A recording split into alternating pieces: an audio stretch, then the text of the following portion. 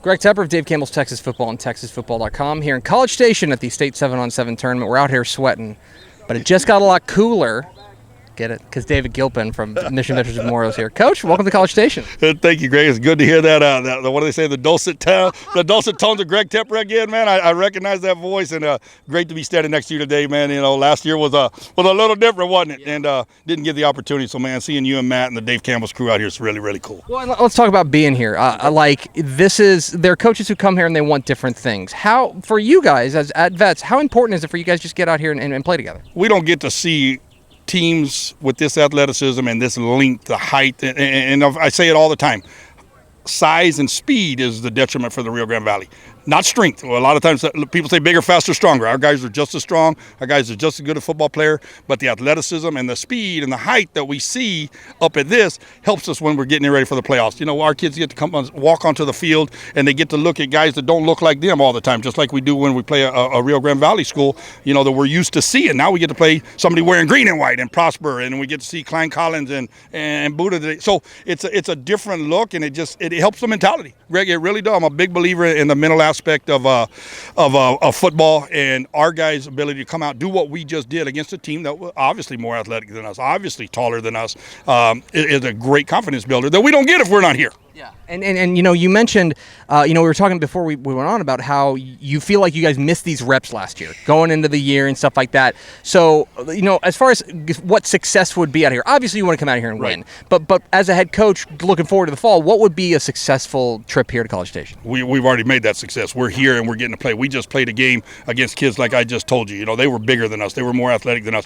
Gives us an opportunity to measure ourselves against that. And we're looking for a playoff run every year at Mission Veterans Memorial. We feel we've grown as a program that, you know, we're looking to go 3 rounds. We're trying to get 4 rounds. You know, we're not sitting back and saying, let's just make the playoffs. That's not where we're at. So if we're going to have to play a Prosper somewhere along the playoffs, I know they're not in our division, but if we got to play a team like that, well, we need to see them on that style of kid on the football field. And it's so this was a success just getting here, and the opportunity to play the teams that we're going to get to play today and tomorrow just adds to our success. So let's talk a little bit about last year. You know, 1-5. I think that record's a little deceiving. I think you seem to maybe agree? Yeah. You know, it's like I said, Greg, you are who your record says you are. We're 1-5. I'm a 1-5 head coach coming off of last year. So you better believe I can't get ready to kick off on August 26th and get rid of that taste in our mouth. But our kids played the number 1, number 2, number 3 teams in the Rio Grande Valley. We played Pioneer, who went to the 4th round, was in 1 point of going to the 5th round. That was a 6-point game with 6 minutes left in the game. Edinburgh Vela, who was the number 1 team in the Valley at the time, we were within 2 points, I think, with 2 minutes left in the half. They opened it up and got away in the second half. Same thing with Mission. We were right there. You know, so we you know, Ed Couch, for our play-in game, we had a 2-score lead at the half, 28-14. We lost an inside linebacker, and we just couldn't stop their nasty slot in the second half, and they ran it down our throat. So we were this close, which means it's on the head coach to figure out a way to get over that hump, and I didn't get it done. So very, very disappointed in our record, not disappointing the kids. They gave us a lot. We were a very good football team. We played the best of the best, man. The best that the Rio Grande Valley had to offer last year, we played them. You know, we talk about anybody, anywhere, anytime. We did it last year in the Rio Grande Valley, and, you know, got thrown off the horse. We're ready to get back on it.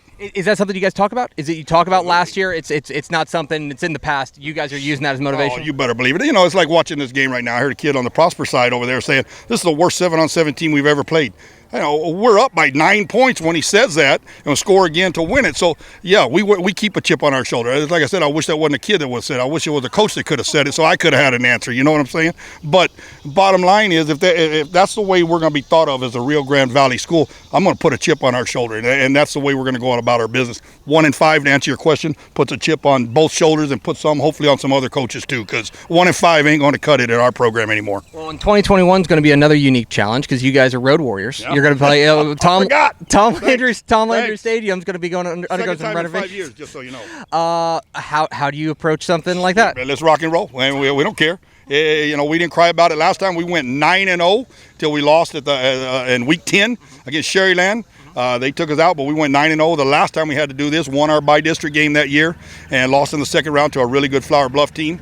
And we intend to do the same thing this year. You know, we've got games in McAllen, we've got games in Mercedes, Shoot, where else, man? I can't even think of where we're at. Hidalgo. We're gonna play Mission in Hidalgo this year after we played them in Donna 5 years ago. But it is what it is. We don't control that, Greg, and there's certainly our kids are not gonna hear any crying from me out of it. And we'll just load up the yellow dogs and let's roll. And finally, Coach, we do love you, but you're our second favorite Gilpin. Yeah. Let's talk about our favorite Gilpin. Hey. How's our boy Landry, the 2019 Mr. Texas Football Player of the Year, doing? 2018 Mr. Texas Football Player of the Year doing? Landry Gilpin is about right where I expect him to be right now. He lost his first year to a knee injury.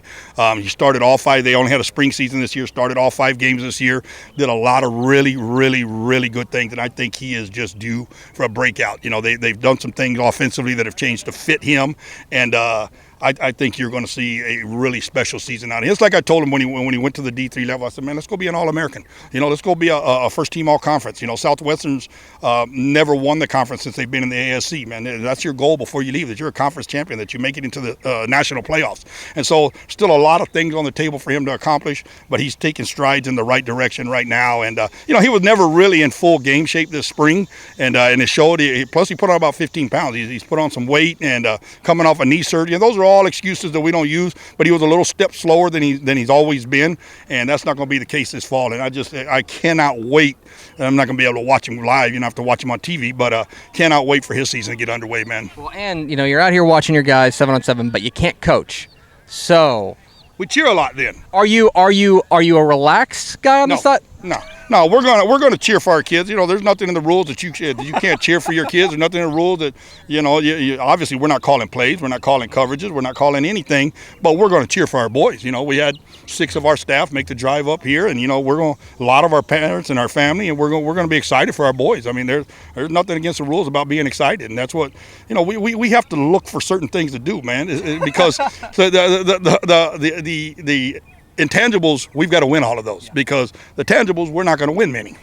I understand. Coach, appreciate your time. Thanks, man. Appreciate it.